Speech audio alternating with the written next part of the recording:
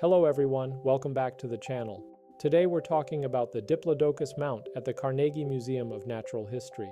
When visitors stand beneath the towering skeleton of Diplodocus carnegie, it's easy to assume they're looking at a single complete dinosaur pulled straight from the ground.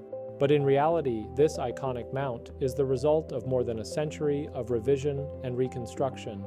In this video, we're going to uncover the history behind Diplodocus carnegie, how it changed the world of paleontology, and why this single skeleton became one of the most famous dinosaurs on Earth. This is the story of Dippy, the dinosaur that captured the global imagination and forever reshaped how we see Earth's prehistoric past. And here's how it all began, with a single newspaper article that changed the course of natural history museums around the world.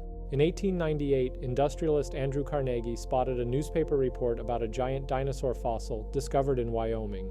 Already planning his new museum in Pittsburgh, he wanted something spectacular, a true showstopper. So Carnegie poured money into a fossil hunt. But the first season brought back just one chunk of thigh bone, hardly the blockbuster he had imagined. Thankfully, fossil hunter Bill Reed knew where to look. By the summer of 1899, his team uncovered a massive, nearly complete skeleton of a long-necked sauropod dinosaur, the kind of fine dreams are made of. Carnegie Museum paleontologists then freed these remarkable fossils from the surrounding rock and realized they had discovered a brand new species of dinosaur. In 1901, it was officially named Diplodocus carnegie, forever linking this Jurassic giant to Carnegie's legacy. With two partial skeletons fully prepared, plans were soon underway to mount Diplodocus and create casts for museums around the world. But many anatomical questions remained unresolved. One of the biggest involved the dinosaur's hands. Early reconstructions imagined a flat, plantigrade hand similar to a lizard's foot. In reality, sauropod hands formed a vertical, horseshoe-shaped column, an insight that would take decades to fully work its way into museum mounts. Another major challenge was the skull. The main skeleton, known as CM84, had no skull at all. To solve this, curators assembled a composite head using fossils from two other Diplodocene specimens. Decades later, scientists realized both actually belonged to a close relative, later named Galeomopus. For years, Carnegie's Diplodocus quite literally bore the wrong face. Even so, the mount quickly became world famous. In 1902, while vacationing in Scotland, Carnegie showed an illustration of his dinosaur to King Edward VII of Britain. The king reportedly responded, "I want one of those in London." Rather than ship the fragile, original fossils, the Carnegie team created plaster casts. The first was unveiled in London in 1905, and crowds flocked to see it.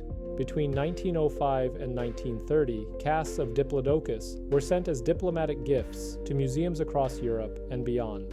Berlin, Paris, Vienna, St. Petersburg, Madrid, and even as far as Argentina and Mexico. For many visitors, Diplodocus carnegie was the very first dinosaur they had ever seen, making it quite possibly the most seen dinosaur in history. As paleontology advanced, flaws in the mount became increasingly apparent, and quiet revisions began. Sometime between 1912 and 1947, the original sculpted skull was replaced with a cast of an extraordinary new specimen, CM 11161, discovered in Utah. This skull, still on the mount today, is one of the best preserved Diplodocene skulls ever found, and finally gave Carnegie's giant a scientifically credible face. In 1999, the famously incorrect forefeet were replaced with new casts based on better material, only for those feet to be replaced again in 2007 when scientists realized they belonged to the wrong genus. That same year marked the most dramatic transformation yet. As part of the Dinosaurs in Their Time renovation, the skeleton was fully remounted in a dynamic new pose by Phil Fraley Productions.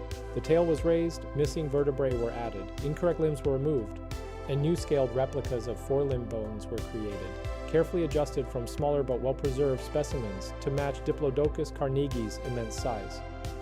Even today, the mount is not composed entirely of original fossil bone. Some elements are casts, others are sculpted reconstructions. The tail alone combines real vertebrae, replicas, and reconstructed segments, yet every choice reflects the best scientific understanding available at the time. In that sense, Carnegie's Diplodocus is more than just a dinosaur skeleton. It's a physical record of how paleontology itself has evolved, how interpretations change, mistakes are corrected, and knowledge grows bone by bone. And fittingly, that process is still ongoing. Yes, another institution might have discovered Diplodocus without Carnegie's team. but it's unlikely another museum had the resources, vision, and global reach to turn it into a worldwide phenomenon. Diplodocus carnegii didn't just reshape museum halls, it reshaped science, culture, and our collective imagination of life on ancient Earth. If you enjoyed this journey through time, be sure to like, subscribe, and hit the bell for more stories from Earth's prehistoric past. I'll see you next time.